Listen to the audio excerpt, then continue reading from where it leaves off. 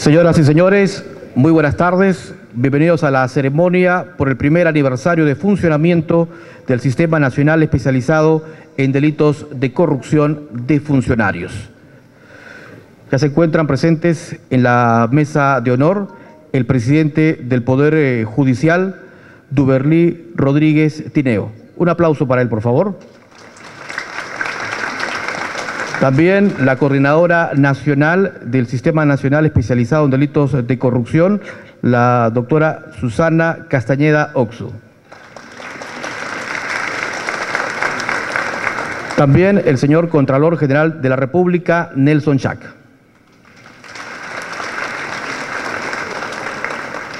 El Sistema Especializado en Delitos de Corrupción de Funcionarios es un órgano del Poder Judicial competente para conocer los delitos mencionados a la corrupción de funcionarios. Empezamos la actividad, nos ponemos de pie, Himno Nacional del Perú, a cargo de la banda de músicos de nuestra Policía Nacional del Perú.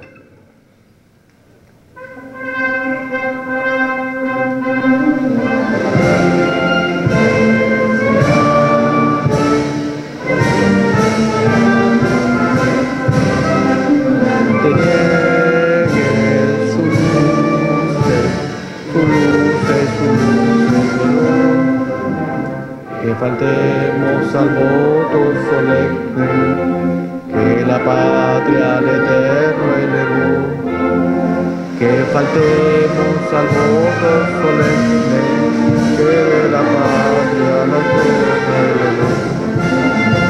Que faltemos al voto solemne que la patria al Eterno elevó.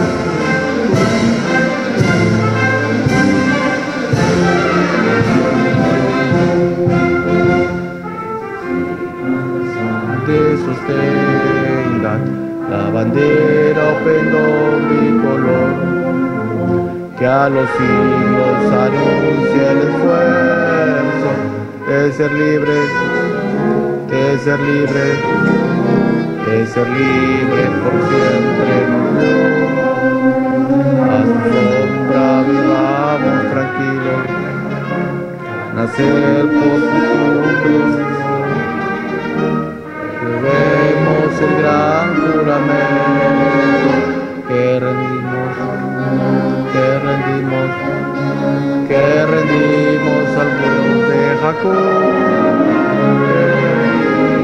al Dios de Jacob, al Dios de Jacob. Siempre seamos, por siempre seamos,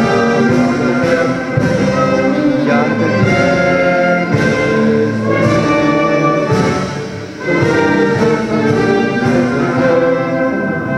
Que faltemos a todos solemne, que la patria al Eterno elevó. Que faltemos al voto solemne, que la patria al Eterno elevó.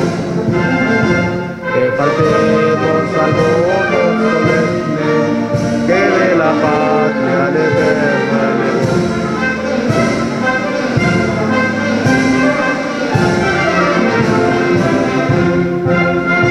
¡Viva el Perú!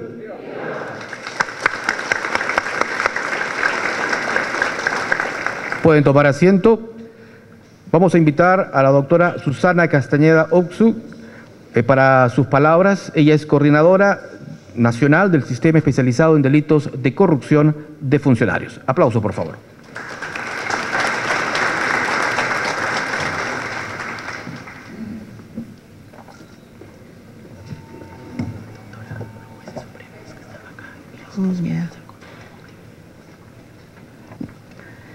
Señor doctor Duberlí Apolinar Rodríguez Tineo, presidente del Poder Judicial y de la Corte Suprema de Justicia. Doctor Nelson Chac Yalta, Contralor General de la República.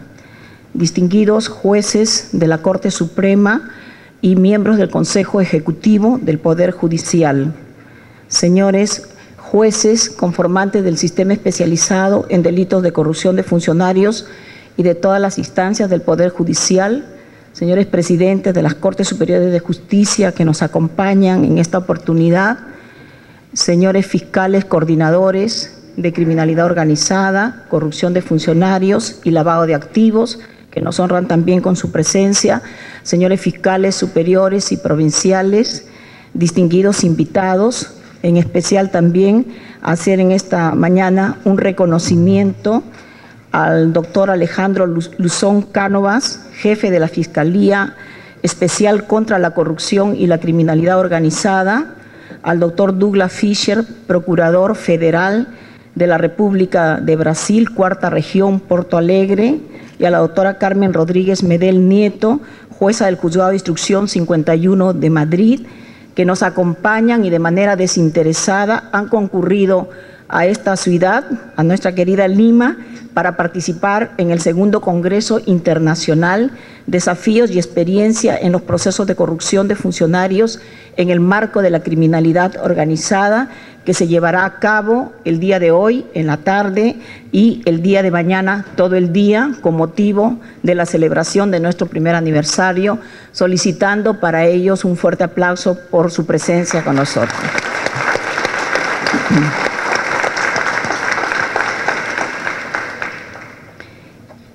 Hemos cumplido el 31 de marzo de 2018 de este año, un año de funcionamiento del sistema especializado en delitos de corrupción de funcionarios.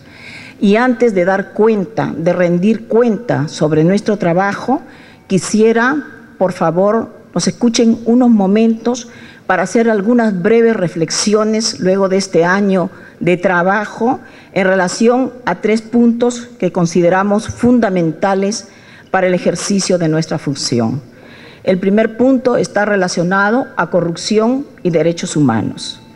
Para ello vamos a tener en cuenta que la Comisión Interamericana de Derechos Humanos ha emitido 2 resoluciones, la 1 del 2017 y la 1 del 2018.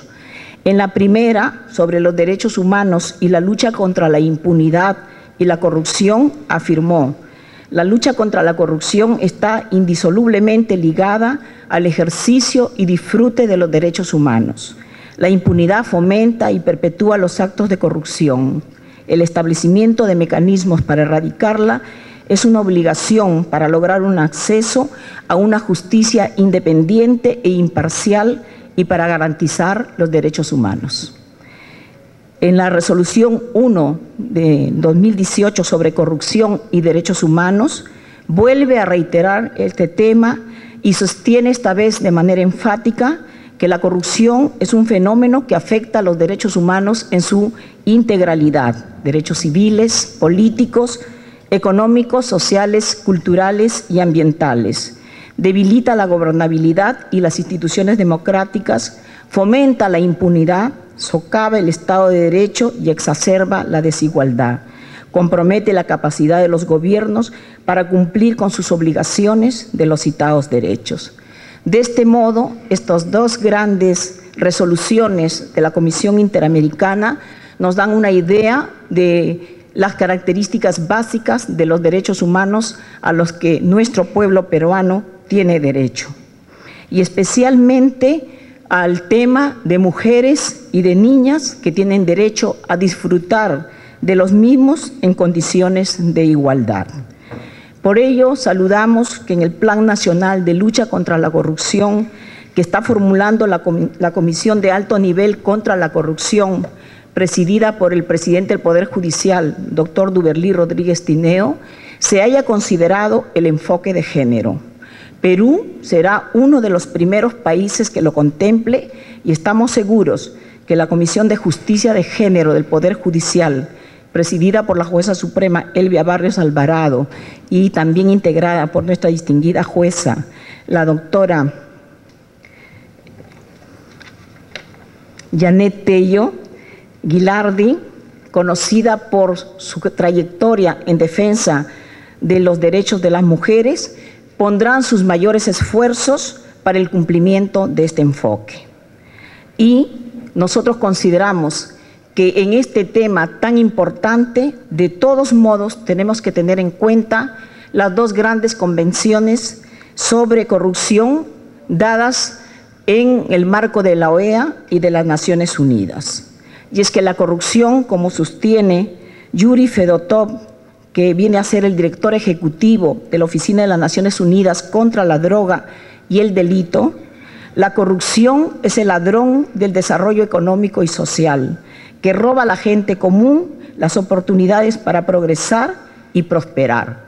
Y como todos sabemos, lamentablemente en nuestro país, la corrupción siempre ha sido un grave problema que ha estado presente a lo largo de nuestra historia, pero que ahora asume características de una corrupción sistémica. Por ello, los graves casos de corrupción que se vienen investigando en el ámbito de la criminalidad organizada y los casos de corrupción política y administrativa que se investigan a nivel distrital por los fiscales y jueces del sistema especializado de delitos de corrupción de funcionarios confirman lo expuesto. Y teniendo en cuenta que esta es una especie de memoria que hacemos a un año de nuestro ejercicio, consideramos ahora que se ha producido la Declaración de Lima en el marco de la Cumbre Iberoamericana, es necesario que se tipifique el financiamiento ilegal de los partidos políticos, pues el Ministerio Público tiene que verse obligado a veces a tipificar bajo el marco de lavado de activos figuras que podrían haber cabido perfectamente en este tipo de delito y que también se tipifique la corrupción privada. Por otro lado, considero que respetando los derechos de los imputados, en el caso de la corrupción, se debe tener especial trascendencia en el papel central de la víctima y en esa medida se propone un rol proactivo de los jueces. Si bien en los delitos de corrupción de funcionarios el agraviado es el Estado, las víctimas directas de la corrupción es la población, en especial los sectores más pobres. Por eso se debe promover la denuncia con identidad secreta en el ámbito de la administración pública. La reparación civil debe estar orientada a establecer que los daños que la población sufrió por los actos de corrupción sean resarcidos en ese sector de la población. Y por ello saludamos que la Procuraduría especializada en delitos de corrupción de funcionarios haya acudido a estudios de la cooperación alemana y de la Universidad de Piura con ese fin. La recuperación de activos debe estar orientada a la misma finalidad. La población reconocerá que lo que se le robó vuelve a su comunidad. El enfoque de género requiere una interpretación flexible del término cualquier otra ventaja, de los tipos de cohecho propio e impropio previstos en los artículos 393 y 394 del Código Penal. Cualquier solicitud que un funcionario público, incluyendo jueces y fiscales, que consiste en solicitar favores sexuales a mujeres a cambio de un acto que deben efectuar en cumplimiento de sus funciones, debe ser considerado como delito de cohecho pasivo. En esa línea, ante este tipo de casos, estableceremos en nuestras sentencias la argumentación respectiva, recurriendo a las convenciones de Naciones Unidas y de la OEA sobre la discriminación contra la mujer. Otro punto que de manera sucinta me gustaría hacer llegar a ustedes y que a través de nuestro trabajo hemos detectado es el tema de corrupción e independencia de los jueces. Las dos grandes convenciones contra la corrupción otorgan a los sistemas de justicia un papel fundamental. En lo que respecta a los jueces, el principio de independencia vinculado al de imparcialidad han sido puestos de relieve por la Comisión Interamericana en la citada Resolución 1 del 2018. El fortalecimiento de la independencia, imparcialidad y capacidad de los sistemas de justicia en la lucha contra la corrupción es un elemento crucial para enfrentar este fenómeno. Una justicia independiente e imparcial es indispensable para el combate efectivo de la corrupción. En algunos países de la región, la corrupción y la impunidad han permitido a organizaciones criminales desarrollar y establecer estructuras paralelas de poder y cooptar el poder judicial, incluso en sus más altas cortes. Sabemos que la cooptación de jueces, lamentablemente, se produce en algunos países. La Resolución 1/2017 dedicó diversos párrafos a este tema, a un estado en particular, al estado de Guatemala.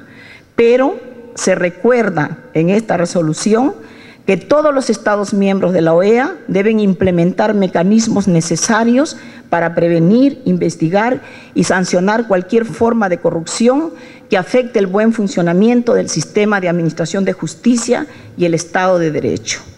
Y también la Convención de Naciones Unidas apuesta por la especialización de los jueces. En esta materia, Perú es un referente obligado y así lo reconocen en foros internacionales. Acabo de participar en el lanzamiento del proyecto Integridad de Naciones Unidas y Perú fue mencionado como un referente.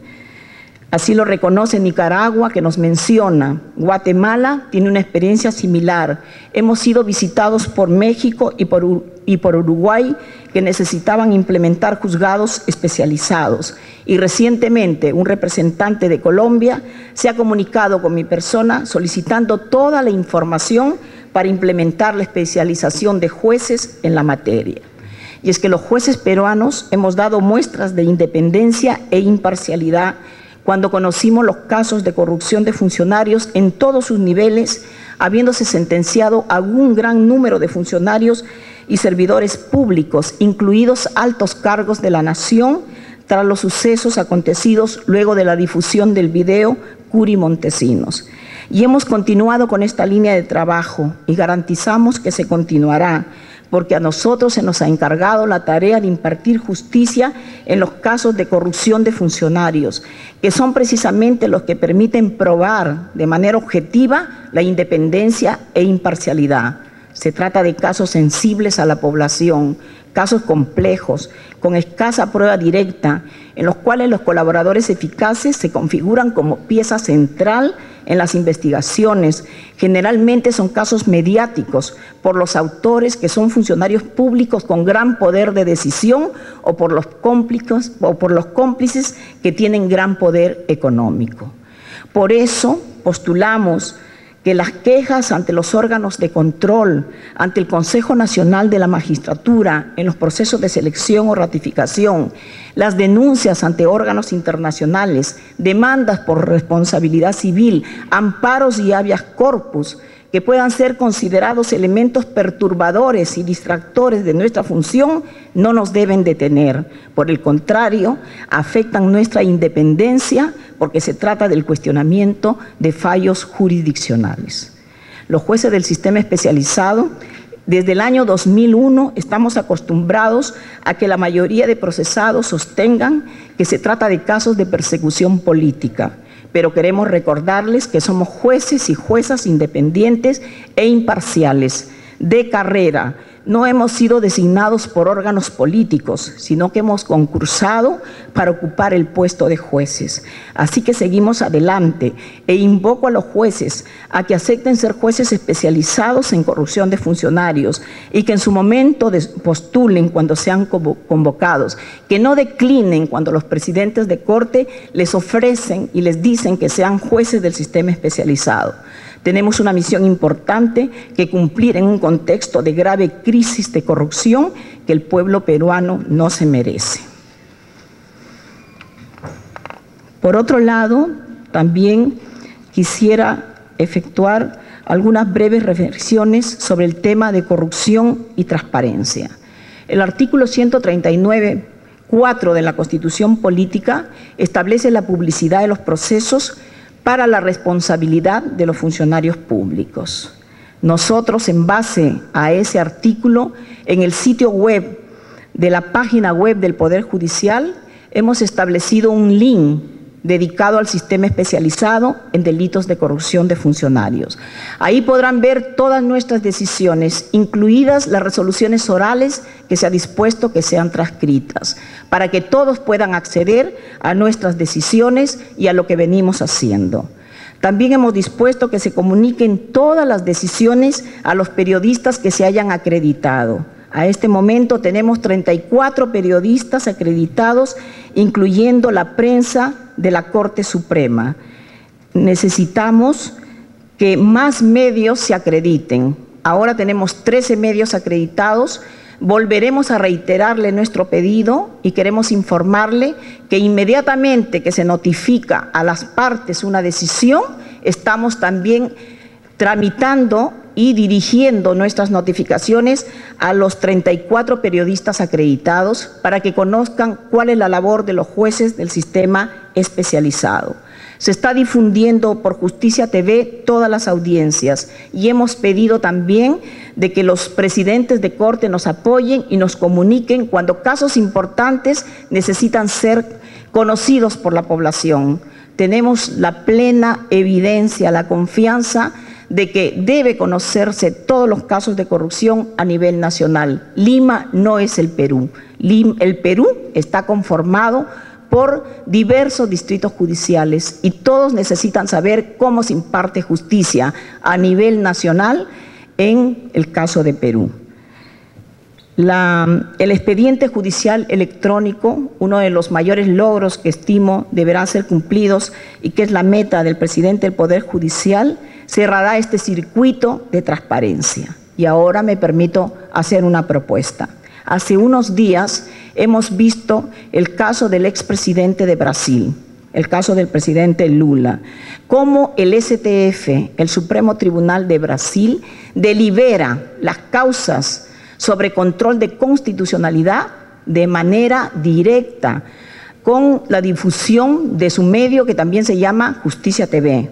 Y nosotros quisiéramos que nuestro Tribunal Constitucional haga lo mismo, que en los casos de control de constitucionalidad que a todos los ciudadanos nos interesa, deliberen públicamente sus decisiones y no ocurran casos como los que se viene conociendo a raíz de un conocido caso de prisión preventiva donde está implicado un expresidente de la República.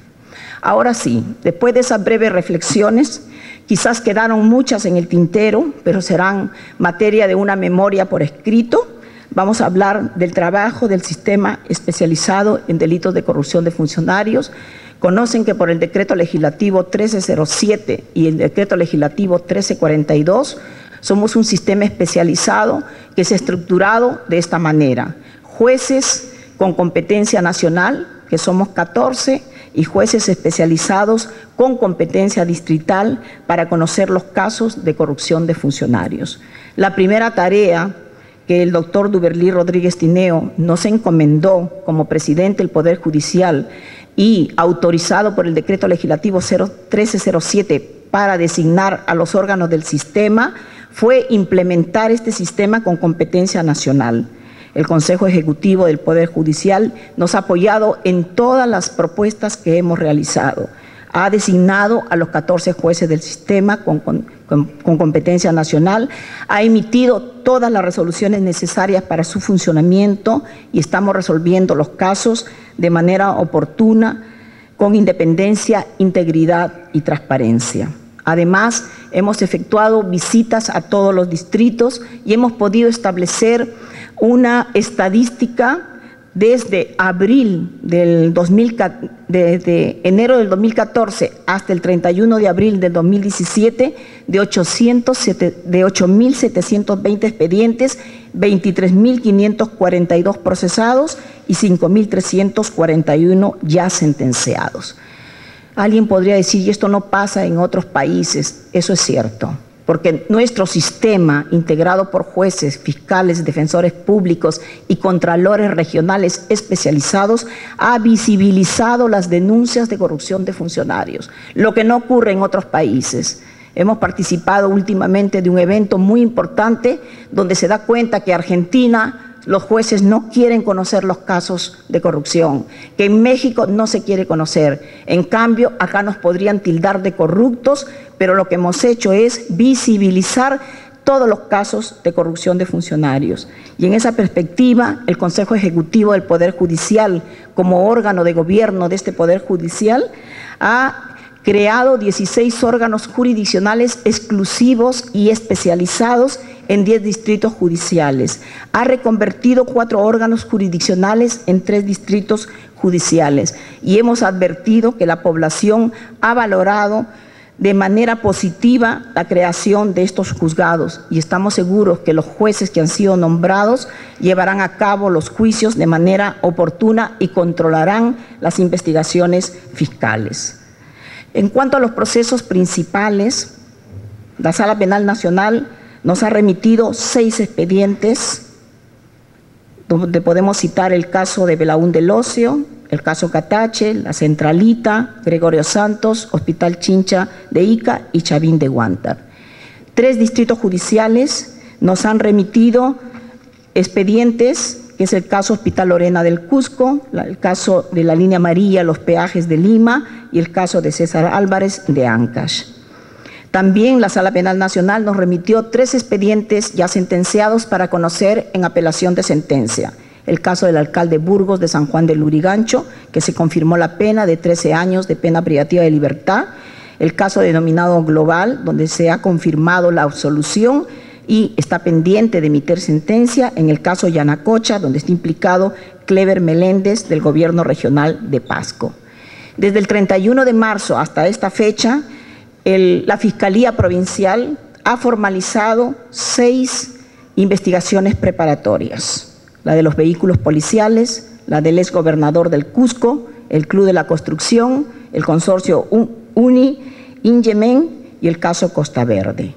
Los casos ingresados al sistema especializado desde el 31 de marzo del 2017 al 31 de marzo del 2018 vienen a ser remitidos por la Sala Penal Nacional, incluido incidentes, diligencias preliminares, recursos de quejas, etcétera, 194, por otros distritos judiciales 61 y por la Fiscalía 162, que hacen un total de 417. Los procesos y procesados en el sistema especializado, los principales, son un total de 18, con 608 procesados. Y las resoluciones expedidas por el sistema son, en cuanto a sentencias, 7 de colaboración eficaz y 2 de la Sala Nacional de Apelaciones, 394 autos, en total 403 resoluciones emitidas en un año. Y en audiencias programadas hemos llevado a cabo 303 audiencias. Consideramos que la labor ha sido positiva, hemos tenido obstáculos, no lo podemos negar, pero hemos sabido afrontarlos y salir adelante.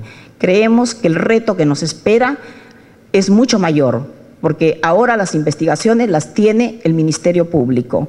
Cuando lleguen a nuestras manos los juicios orales, demostraremos la capacidad y la especialidad que tenemos para resolver de manera oportuna, transparente y proba los expedientes puestos a nuestro conocimiento. Muchas gracias.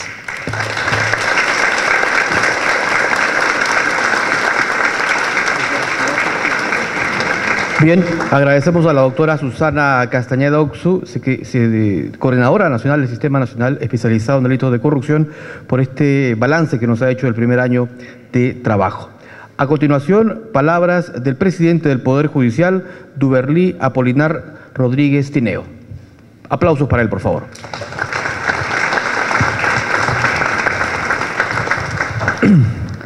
Señor Nelson Chac Yalta, Contralor General de la República, doctora Susana Castañeda Oxu, Coordinadora Nacional del Sistema Especializado en Delitos de Corrupción de Funcionarios, colegas jueces de la Corte Suprema, colegas juezas de la Corte Suprema, jueces invitados al segundo Congreso especializado en temas de corrupción de España y de Brasil, que están presentes y que empiezan sus labores esta tarde, estimados amigos del Ministerio Público, jueces, presidentes de las Cortes Superiores de Justicia que han sido invitados, jueces de todos los niveles que están también presentes este mediodía. Bueno, primer año del Sistema Nacional Especializado en Delito de Corrupción de Funcionarios. Si en nuestra propia existencia, en nuestra propia vida, nuestros padres nos celebran el primer año como algo muy especial, aunque uno no se acuerda ya casi de eso porque todavía no tiene suficiente uso de memoria o de razón. También en las vidas institucionales también hay algo que celebrar. Y en este caso estamos recordando que desde el año pasado, en que se implementó el Sistema Nacional Especializado en Delitos de Corrupción de Funcionarios, desde el 31 de marzo, ya tenemos un año de existencia. Y se tiene que hacer un balance. ¿Estamos caminando por buen camino o no estamos caminando bien?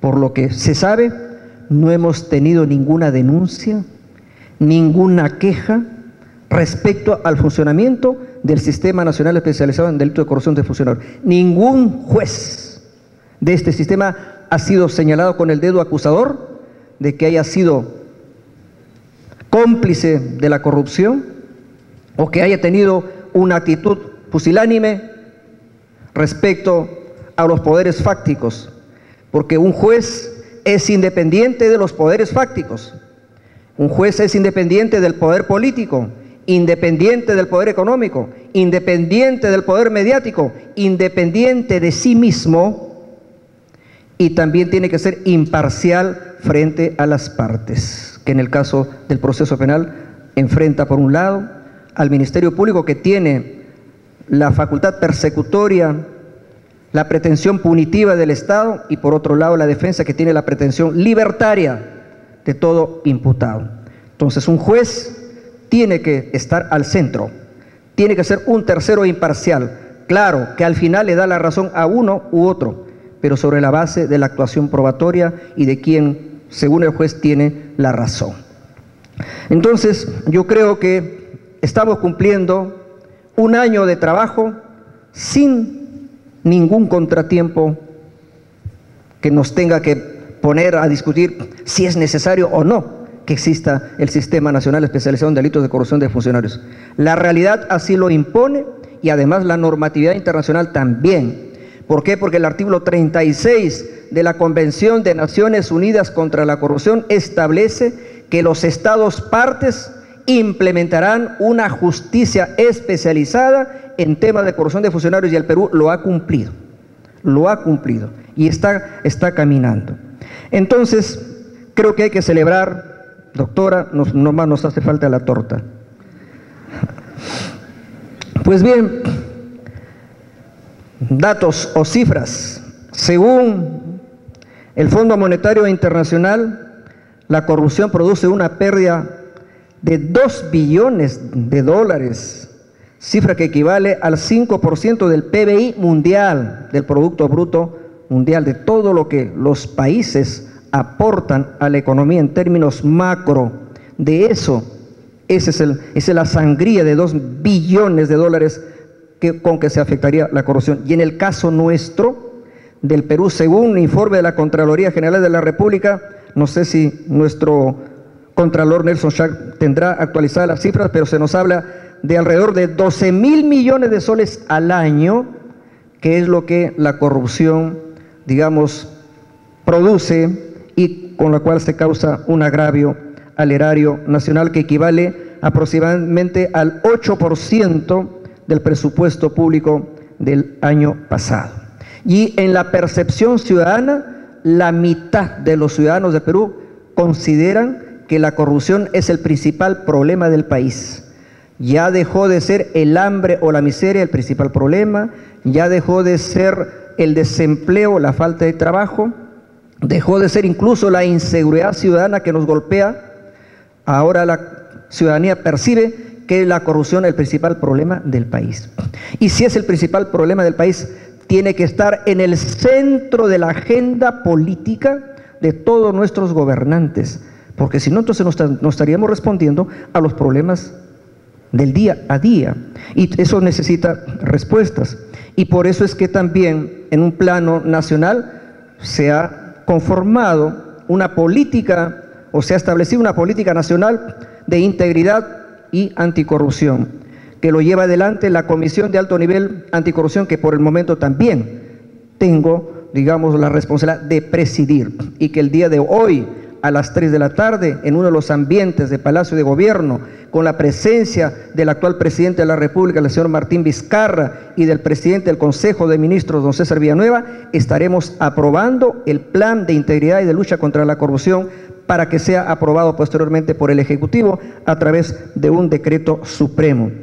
Y también, obviamente, en la línea de lo que ha aprobado la 8ª cumbre de las Américas, que ha tenido como anfitrión a nuestro país los días viernes y sábado últimos, donde 33 jefes de Estado se han comprometido en lo que se llama Compromiso de Lima sobre gobernabilidad democrática frente a la corrupción. 57 compromisos, 57 lineamientos que cada uno de estos países de Norteamérica, de Centroamérica, de Suramérica, de las 3 Américas, están obligados a implementar si es que se tiene la voluntad política de efectivamente derrotar a la corrupción, porque no podemos permitir que la corrupción se apodere de los estados y tengamos gobiernos de ladrones y donde la cleptocracia sea la que predomine en nuestros países. Eso no lo podemos permitir, y en ese camino nosotros como Poder Judicial vamos a aportar lo que nos corresponde. Nosotros no permitiremos la impunidad respecto a la corrupción, pero también sabiendo diferenciar los roles. Quien aporta las pruebas de cargo en el proceso penal es el Ministerio Público, con una excelente, con una adecuada investigación que permita destruir la presunción de inocencia que ampara a toda persona, a todo imputado, y sobre la base de un debido proceso pueda haber el castigo que corresponde, porque en el Poder Judicial no hay consignas políticas que nos digan ustedes tienen que condenar a A, a B y a Z, o tienen que absolver A, B y Z. Aquí se tendrá que condenar al que haya que condenar, donde haya prueba suficiente que destruya la presunción de inocencia, y se tendrá que absolver a quien se tiene que absolver. Y porque además en el Poder Judicial se respeta la pluralidad de instancias. Un juez puede resolver una medida coercitiva, una sala de apelaciones la puede cambiar, porque eso está dentro de sus atribuciones. Una sala de juzgamiento, un órgano colegiado de juzgamiento puede condenar y también puede absolver. Aquí nadie puede decir que todos los acusados, el 100% de acusados, van a ser condenados. No. Obviamente, de repente la mayoría, porque si no, ¿para qué se formuló la acusación? La Fiscalía acusa sobre la base del pronóstico de que va a haber condena, porque lo va a sentar en el banquillo de los acusados. Nuestros amigos españoles llaman de la pena del banquillo. Entonces, a nadie se le puede poner en el banquillo de los acusados simplemente porque a uno le parece. Tiene que hacerse sobre la base de la convicción, en el caso del Ministerio Público, de que esa persona es culpable y por tanto él lo acusa y lo siente en el banquillo de los acusados. Pero es el juez finalmente el quien va a decidir a quién condena y a quién absuelve. Aquí nadie condena por consigna, porque no somos un poder político supeditado a un poder fáctico. No estamos intervenidos políticamente, somos un poder del Estado que podemos preciarnos de ser independientes e imparciales. Obviamente, ¿cómo estamos en el ranking de la corrupción, en la percepción ciudadana?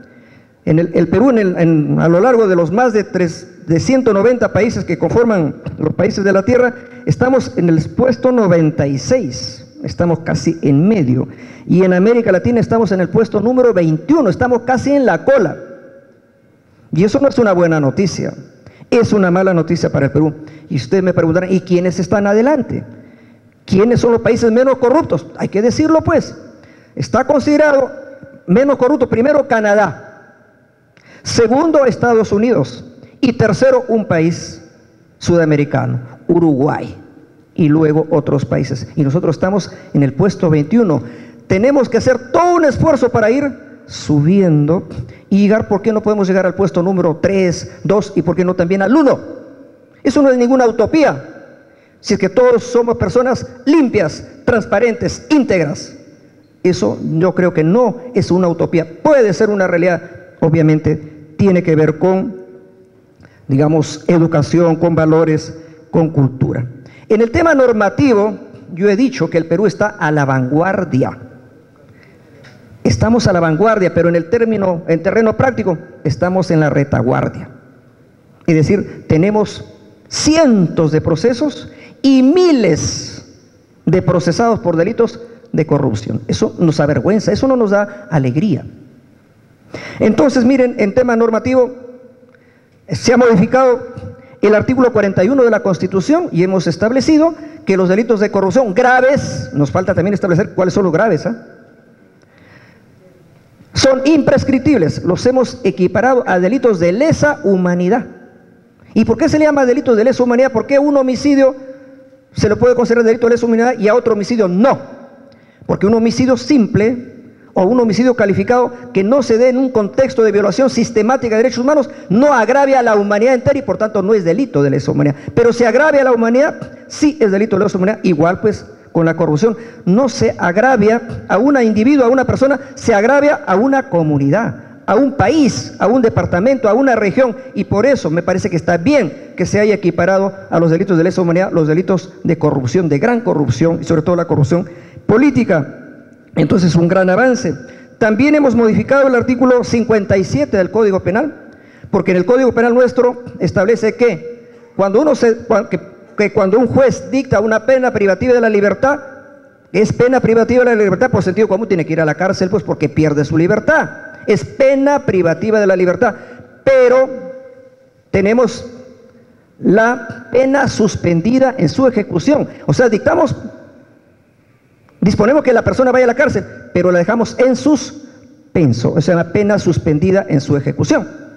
Entonces, antes, cuando se condenaba a muchos funcionarios públicos, por lo general, se le ponía pena suspendida en su ejecución. Es decir, el Estado trataba con guantes de seda a sus delincuentes, a los delincuentes de cuello blanco. En cambio, los clásicos clientes de nuestro sistema, a esos que arranchan un celular en un mercado, a eso le poníamos 12 años de pena mínima, pena efectiva. Y al que robaba millones al Estado, que asaltaba al Estado, le poníamos pena suspendida en su ejecución. Ese era un premio. Ahora no.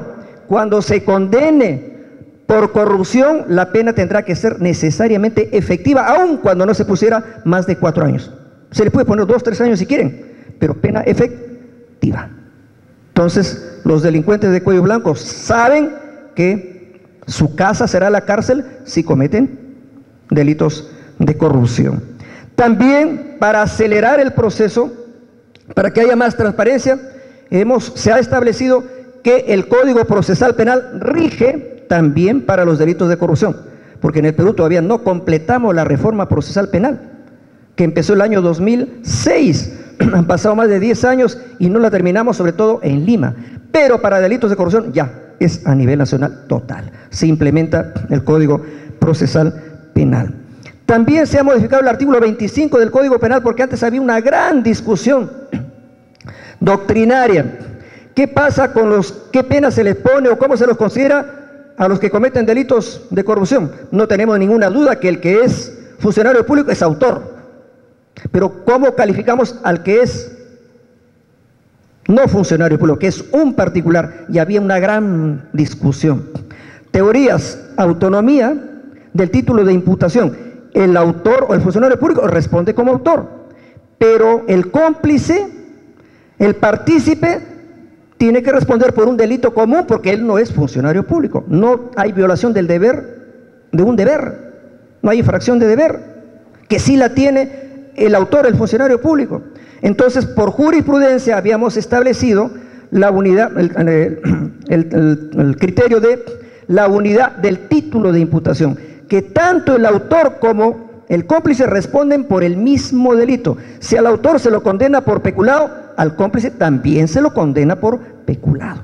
Pues ahora se modificó el artículo 25 y se ha acogido la teoría de la unidad del título de imputación. Ya se acabó esa discusión doctrinaria. Se le pone la misma consideración y por tanto la misma pena también hipotéticamente. También se ha establecido la inhabilitación perpetua o llamada muerte civil.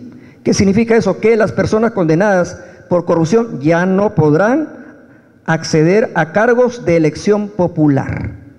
Algo que sí duele también, obviamente, para los corruptos, ¿no? Ya no podrán acceder a cargos de elección popular porque hay inhabilitación perpetua. Y también, ¿qué pasa con las personas jurídicas, con las empresas? Porque para que haya un corrupto tiene que haber un corruptor. Entonces, el soborno viene de afuera.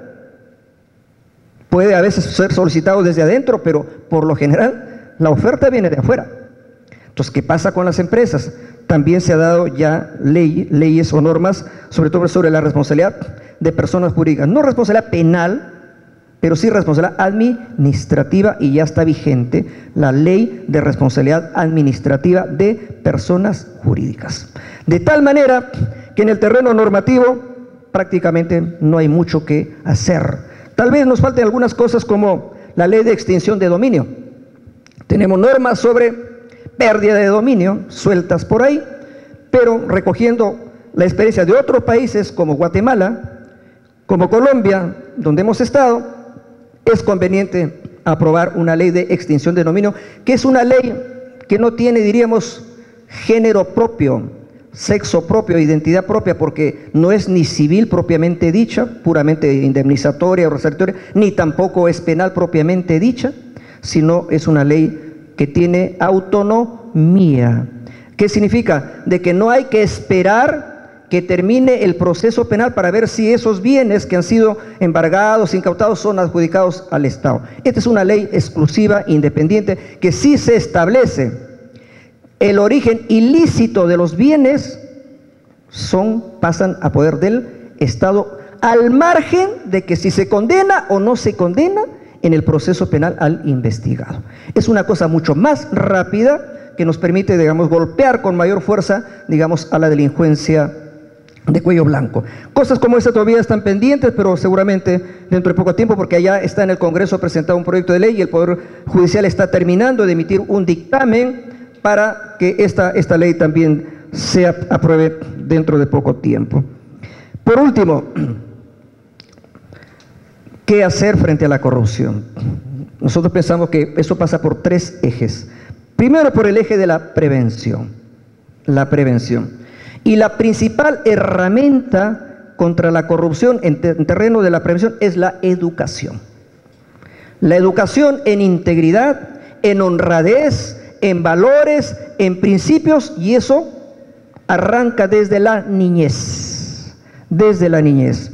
Y por eso es que los padres de familia deben estar comprometidos en eso, y particularmente el encargado de desarrollar la política educativa de un país, que es el Ministerio de Educación.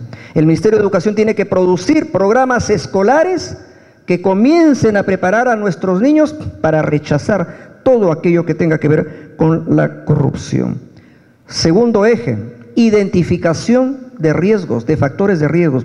Así como la drogadicción es un factor de riesgo para la delincuencia, así como la desocupación es un factor de riesgo para la delincuencia, pues un factor de riesgo para la corrupción, por ejemplo, es donde hay más plata, donde hay más dinero. Porque la corrupción no va a poner los ojos en un distrito pequeño como Monsefú, en Chiclayo, donde lo único atractivo ahí es, pues, qué sé yo, la buena comida, el sudado del IFES. Porque esa municipalidad con la justa tendrá para pagarle a sus empleados su planilla. No tiene grandes obras. Pero si es la municipalidad de San Marcos, en Guari, en Ancash, donde está la empresa Antamina, y hay un canon minero supermillonario, entonces todos quieren ser alcaldes. Entonces, y si estamos en la selva, en Echarati, o en Megantoni, creo que se llama un distrito ahí en el Cusco, donde se recibe altos ingresos por el canon del gas, ¿cierto? Entonces ahí hay mucho dinero. Ahí hay que poner los ojos y hay que parar las antenas. Porque si no perdemos tiempo. No podemos estar en toititito los 5.000 distritos del país, o las tantas provincias, o las tantas regiones donde hay más dinero. Ahí hay que estar poniendo los ojos. Y también, si hablamos en pequeño, una municipalidad, ¿dónde está la red de la corrupción? En los funcionarios de confianza, ¿de quién? Del alcalde, pues. Hay que ver el alcalde a quién pone de jefe de logística, de compras, al jefe de asesoría legal, al jefe de infraestructura, de planeamiento, porque esas son las oficinas por las cuales van a pasar todas las compras, todos los proyectos. Entonces, pues, hay que también ver ese tema, y eso obviamente es especialidad de nuestro Contralor General de la República, control concurrente, creo que también ellos le llaman. Y por último, recién como último eje, viene la sanción o castigo. Y para eso ya tenemos lo que les acabo de decir. Normas tenemos hasta inflación legislativa. Nos sobra la norma, lo que nos falta más es en el terreno práctico. Bueno, el Poder Judicial no solamente ha implementado el Sistema Nacional Especializado en Delitos de Corrupción de Funcionarios, que les ha dado cuenta la doctora Susana Castañeda de ese primer año. También, teniendo en cuenta que somos, como parte del Poder Judicial, 35 cortes ahora, 35 cortes superiores de justicia, nosotros queremos que en cada corte haya por lo menos un juez anticorrupción, aunque el nombre formalmente no será así, porque un juez no puede ser anti por naturaleza, pero lo llamemos así para que la gente lo entienda. Entonces, en cada corte tiene que haber un juzgado anticorrupción, y ya hemos implementado en 14 cortes de las 35 juzgados anticorrupción. Ya los hemos implementado. Y vía ampliación presupuestal o crédito suplementario le vamos a pedir al gobierno que nos dé presupuesto, porque cada juzgado cuesta, pues, que nos dé presupuesto para completar el cuadro, y si no se da este año, pues que sea para el próximo año, a fin de que esté al 100%. Y ustedes dirán, ¿y por qué un juzgado o varios juzgados anticorrupción en cada departamento? Porque queremos justicia especializada, pues. Justicia especializada. No es lo mismo que un juez penal que ve de todo, violaciones, robos, homicidios, y que de paso también vea corrupción. Porque la corrupción, sobre todo la mega corrupción, ya no es solamente pues local, es nacional o es transnacional. Rutas del dinero, empresas offshore. Hay que viajar, hay que seguir la ruta del dinero, paraísos fiscales, paraísos financieros, todo eso requiere ya de especialización. Por ejemplo, ¿qué son los ROS? Los reportes de operaciones sospechosas. ¿Qué cosa es la UIF, Unidad de Inteligencia Financiera? ¿Cómo todo eso se concatena? ¿Cómo todo eso se articula? Todo eso es un tema de especialización, de especialidad. Y por eso es que necesitamos a nivel nacional un sistema especializado que permita responder con eficiencia cada vez que se presente este tema de la corrupción. Y por último, para todo tenemos que hacer el tema transparente. Y mi gestión tiene como una de sus principales aspiraciones el de llevar la tecnología, la modernidad al seno del Poder Judicial. Eso se llama tecnología de la ciencia y de las comunicaciones y de las informaciones, las TICs. Gobierno electrónico, gobernanza electrónica, expediente judicial electrónico. Y nosotros estamos caminando ya para el expediente judicial electrónico. Tenemos 60 órganos jurisdiccionales con expediente judicial electrónico, con 0 papel. 50 juzgados de Lima en el área comercial, tributaria y laboral, y 10 salas de apelaciones, como experiencia piloto, sin que nos hayan dado presupuesto y sin que hayamos recibido todavía el préstamo del Banco Mundial, que está asegurado para financiar esta gran reforma, que nos demorará 4 o 5 años, no sé, pero ya estamos comenzando a caminar. Ya estamos con el plan piloto, y nuestro amigo Héctor Lama es el presidente de esa comisión, y sobre la cual hablaremos el día de pasado, miércoles, jueves y viernes, en Quito, donde se va a realizar la Cumbre Judicial Iberoamericana, y donde el tema principal es el tema de la tecnología y en los poderes judiciales. Y entonces el Poder Judicial nuestro también dirá su palabra, y también estaremos presentes en la feria que vamos a implementar ahí. Es decir, para no extender más esta reunión, el Poder Judicial creo que está cumpliendo con su compromiso,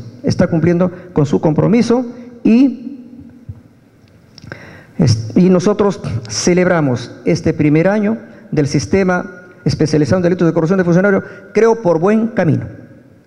No nos hemos resbalado por el momento todavía, espero que no ocurra eso. Todavía no hemos metido la pata, y puede ser que metamos la pata, pero lo que nunca hay que meter es la mano. De eso estoy absolutamente seguro, porque los jueces que forman parte de este sistema son jueces idóneos, son jueces probos, y que darán respuesta oportuna cada vez que sean requeridos por el Ministerio Público, o en todo caso por la sociedad en su conjunto. Bueno, yo les agradezco por haber concurrido este mediodía y los invito sobre todo a participar, a los que ahora están presentes, en la fiesta que va a ser el sistema, no con bailes, sino en el segundo Congreso Internacional Desafíos y Experiencias en los Procesos de Corrupción de Funcionarios en el marco de la criminalidad organizada, que ha organizado la doctora Susana, y que ya tenemos a los expositores aquí, tanto de Brasil como de España. Todo esto es capacitación. Entonces nosotros no nos hemos limitado a designar a los jueces, los estamos capacitando dentro del país y también con pasantías a otros lugares de nuestro planeta. Pues bien, gracias por haberme escuchado y disculpen si es que me excedí en el tiempo. Gracias. Bien, muchas gracias al presidente del Poder Judicial, Duberlí Rodríguez, por su intervención. Queremos agradecer, antes de concluir, la asistencia de las autoridades, de las dignas autoridades. También vamos a invitar a la doctora Susana Castañeda para la presentación de los jueces del sistema especializado en delitos de corrupción de funcionarios. Tal como lo hicimos el año pasado cuando se presentaron a los jueces del sistema especializado con competencia nacional, ahora que el Consejo Ejecutivo del Poder Judicial ha creado órganos jurisdiccionales especializados y exclusivos, vamos a presentarlos. Ellos vienen de diversos lugares y luego se tomarán la foto con el doctor Duberlí Rodríguez Tineo. Por el Distrito Judicial de Ancash, del Juzgado Especializado, Miguel Ángel Dueñas Arce. El Distrito Judicial de Ancash, el Cuarto Juzgado Unipersonal, Joel Jesús Jove Ruelas.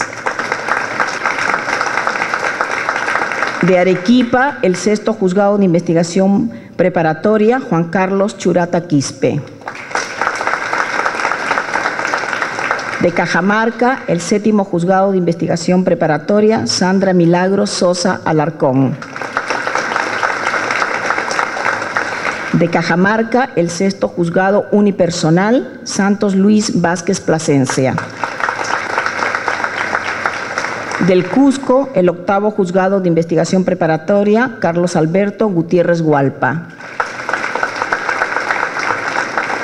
Del Santa, del Sexto Juzgado Unipersonal, Fernando Joseph Arequipeño Ríos. De La Libertad, el Décimo Juzgado de Investigación Preparatoria, Eduardo Carlos Medina Carrasco. De La Libertad, el Octavo Juzgado Unipersonal, Santos Teófilo Cruz Ponce. De Lambayeque, el Décimo Juzgado de Investigación Preparatoria, Reinaldo Leonardo Carrillo. Se ha justificado el doctor de Lambayeque, el juez del Décimo Juzgado Unipersonal, Carlos Larios Manay, porque se tuvo que reprogramar su vuelo, lamentablemente, pero aplausos para él. De Piura, el Sexto Juzgado de Investigación Preparatoria, Cristian Bernard Azabache Vidal. De Piura, el Séptimo Juzgado Unipersonal, Ronald Soto Cortés.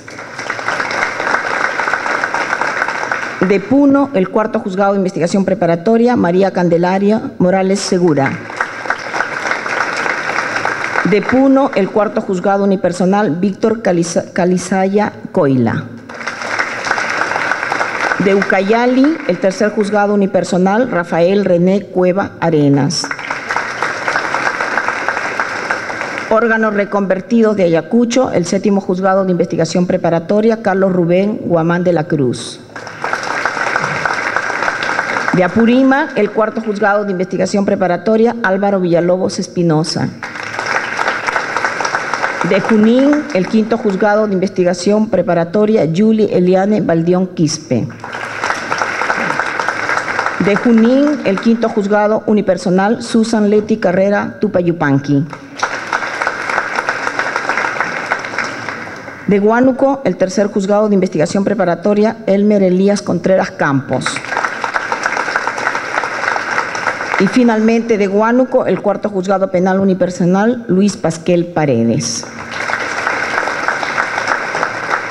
A todos ellos les deseamos lo mejor de los éxitos en el ejercicio de la función. Si sus presidentes de corte los han designado, es porque han confiado en ustedes, porque han seguido los lineamientos de la resolución administrativa emitida por el Consejo Ejecutivo del Poder Judicial respecto a los requisitos que deben reunir los jueces del sistema especializado. Lo que sí pedimos para los sucesivos nombramientos, señores presidentes, es la cuota de género, como lo hemos hecho con el sistema nacional, donde tenemos una proporción de mujeres en relación al resto. Muchas gracias. Bien, agradecemos la presencia de las dignas autoridades, de los señores y señoras magistradas del Poder Judicial, de los fiscales del Ministerio Público. La ceremonia ha concluido, los invitamos a un brindis de honor. Muy buenas tardes. Y también a la foto oficial.